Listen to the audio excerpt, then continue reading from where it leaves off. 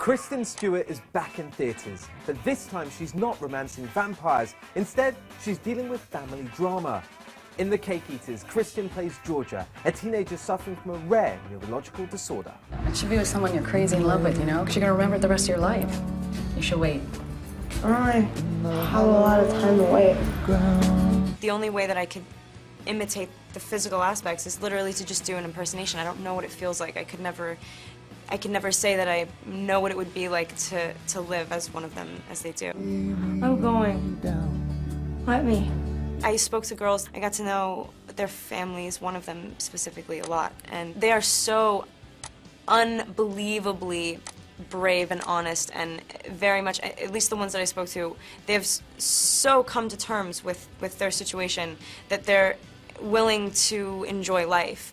It's an understated film and a lot different from Twilight. So, will Twilighters find something to sink their teeth into? It's an appropriate story for them, considering the age, and also it's sort of like the same thing, you know, you're willing to risk it all for someone, and it's just an entirely different setting. It's as human, as unabashedly human, and it's a feminine quality to drop everything and just go for the selfish sort of thing that you want. The cast and crew of the Twilight Saga's New Moon are heading to Vancouver right now for the imminent start of filming.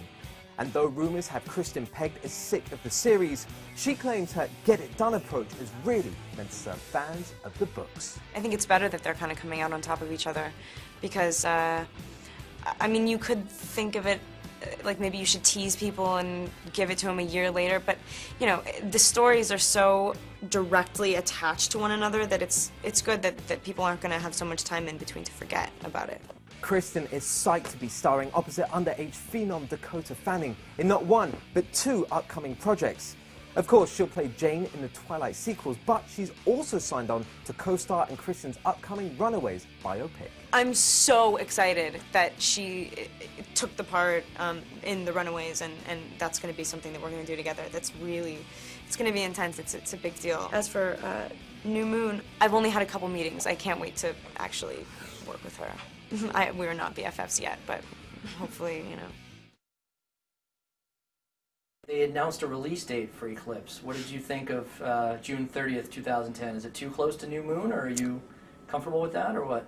I think they should come out as soon as possible. I think it's better that they're kind of coming out on top of each other, because, I mean, you could think of it like maybe you should tease people and give it to them a year later, but, you know, the stories are so directly attached to one another that it's good that people aren't going to have so much time in between to forget about it. Mm-hmm.